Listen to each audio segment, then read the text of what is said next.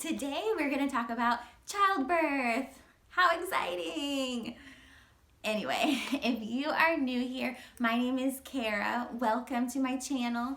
And on a serious note though, I am at 24 weeks pregnant, and so of course I am thinking about childbirth and labor again. So it's on my mind, so I wanted to share a little bit with you about things that I do that have helped me previously to have natural childbirth.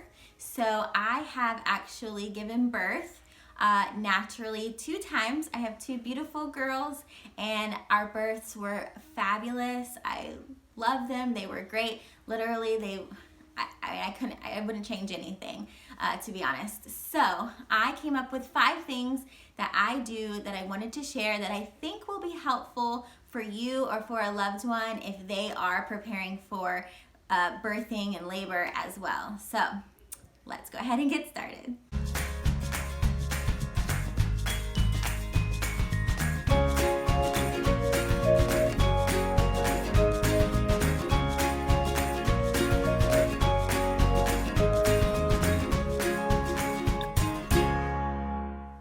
Side note, as we get started, in this video I'm not going to share about the actual birthing process that I had or my birth stories. I did, however, write about those on my blog, so I will definitely link our stories below, and you can read all about that. And on the blog post, if you read through our stories and at the end of the post, then you will actually find a little freebie there that I'll talk about at the end of this video. So make sure you stick around to see that.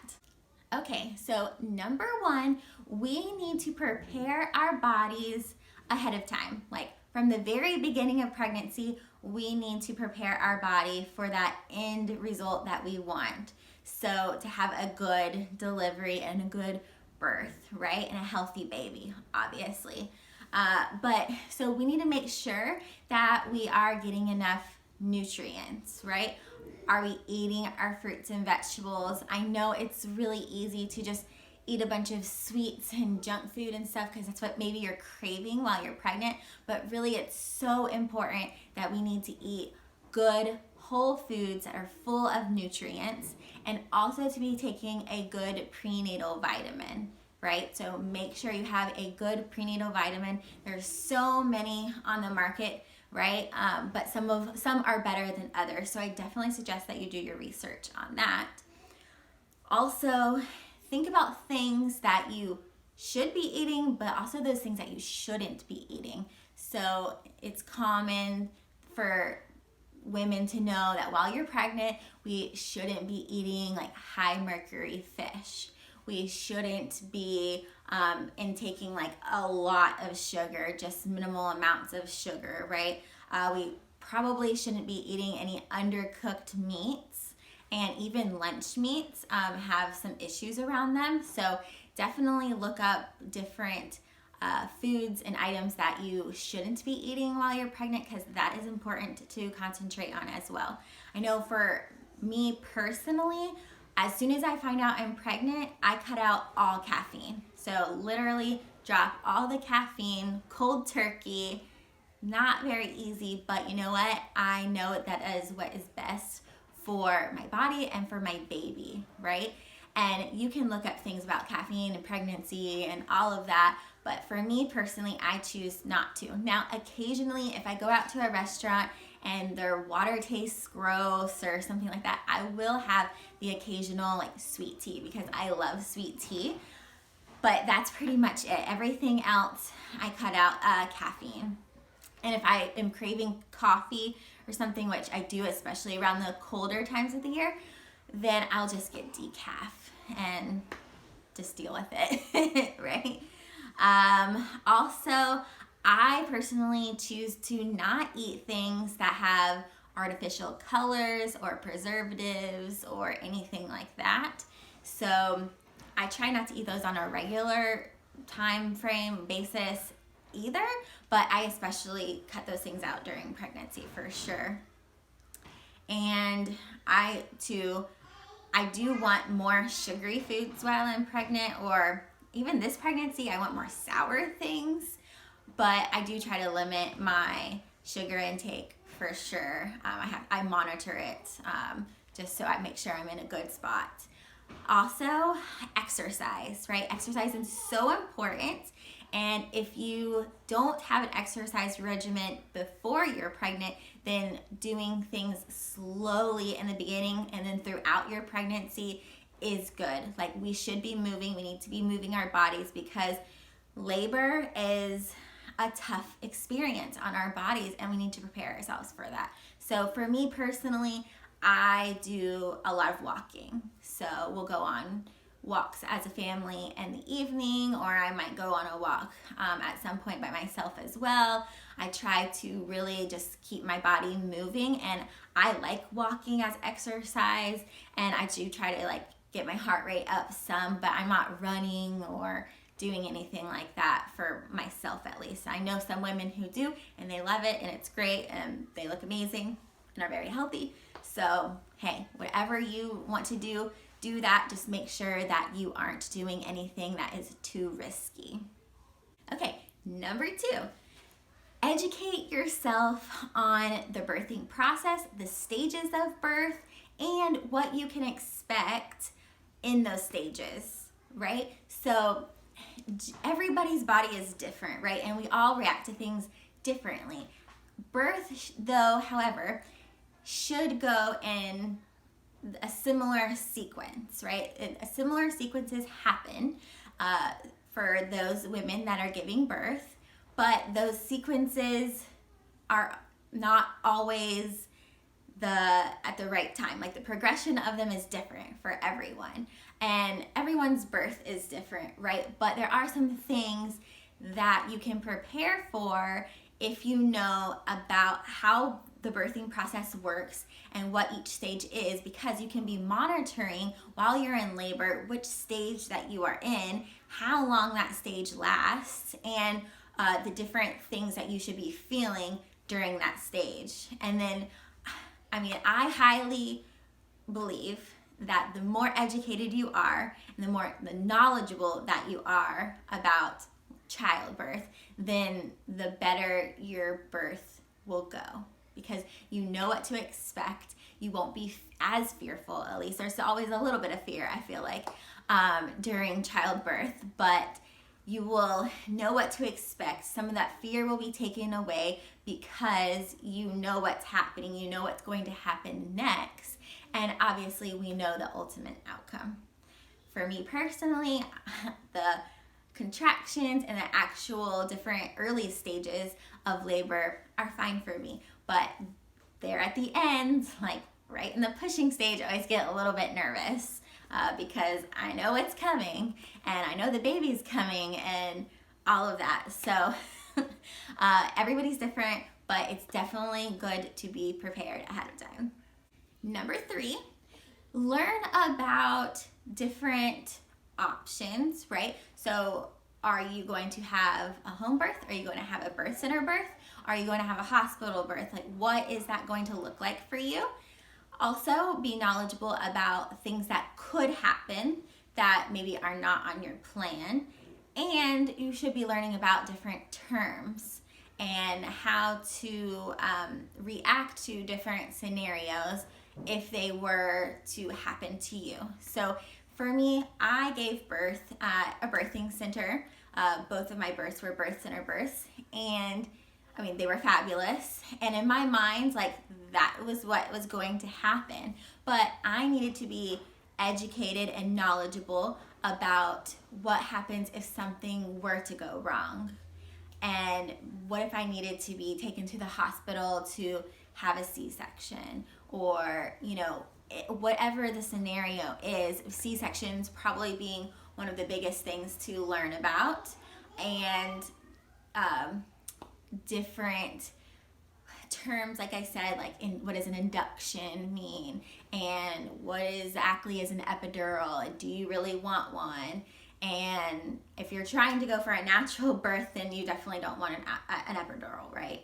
So for me, that was a big no-go. Even if I had to go to the hospital, I would not be using an epidural at all.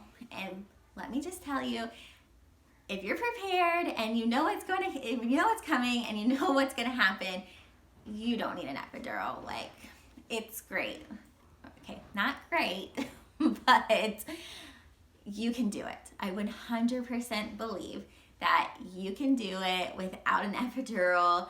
Everybody told me, I mean, little old me, I weighed like 100 pounds before I got pregnant. They're like, you're too small, it's not gonna be able to happen, and your pain tolerance is super low, like you cry if you stub your toe, all of that. People would tell me that, and I said, no, I am going to stick to my guns, and I'm going to have the natural childbirth that I want. And I did. It was successful because I prepared myself. So just make sure that you are learning about those things that could happen. Hopefully they will not happen, but it is always important to be prepared just in case. Number 4 is to prepare your husband or your birthing coach, the person that will be there with you while you are delivering, to prepare them for how to help you while you are in labor. So we actually took a class, which I'll share about in just a minute, to help prepare my husband and myself, to be honest. More so me than him, but he learned different ways that he could support me, different exercise techniques, different massage techniques, different things that he could do to help support me while I was having contractions and while I was in different stages of labor, so he knew what to kind of expect as well. Now, will they actually do that on the day of? Well, that's a different story. So I know part of the time when I was in labor with my first baby, he was asleep in the hammock outside. And I'm like, what the heck are you doing? You're supposed to be over here rubbing my back.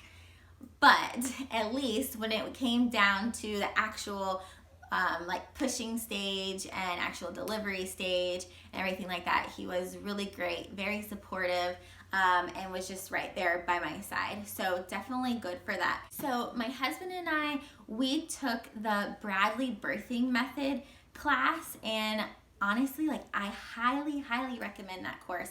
It was so great.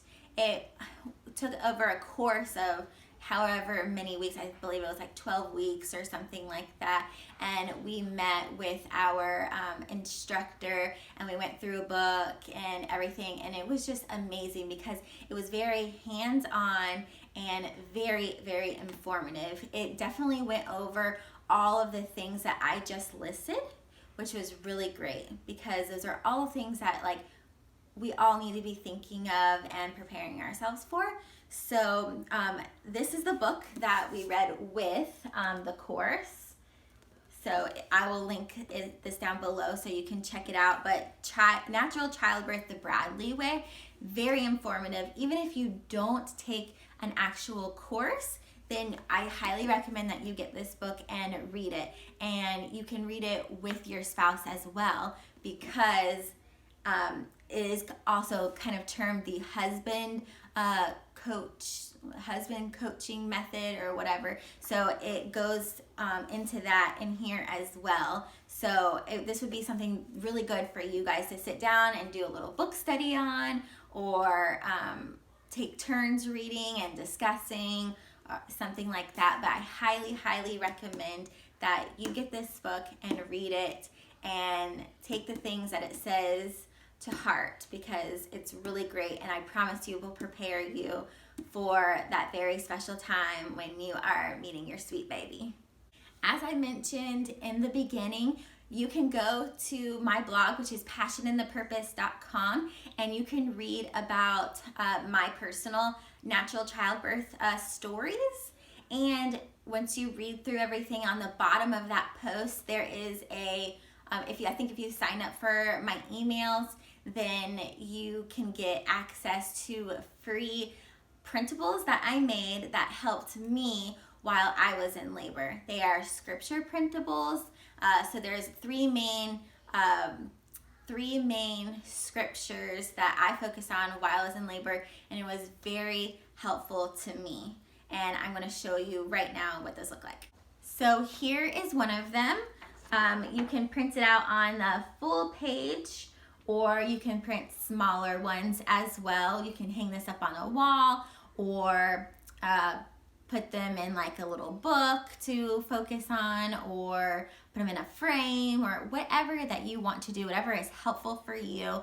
I just really liked to read it in between contractions and to kind of meditate and focus on what that scripture was saying. So this one says, was my favorite because right in the middle of everything, this was perfect. It says, a woman giving birth to a child has pain because her time has come. But when her baby is born, she forgets the anguish because of her joy that a child is born into the world. Which that's John 16:21. So right in the middle of labor, when those contractions are getting harder and you're like, you know what? I'm ready for this to be done with.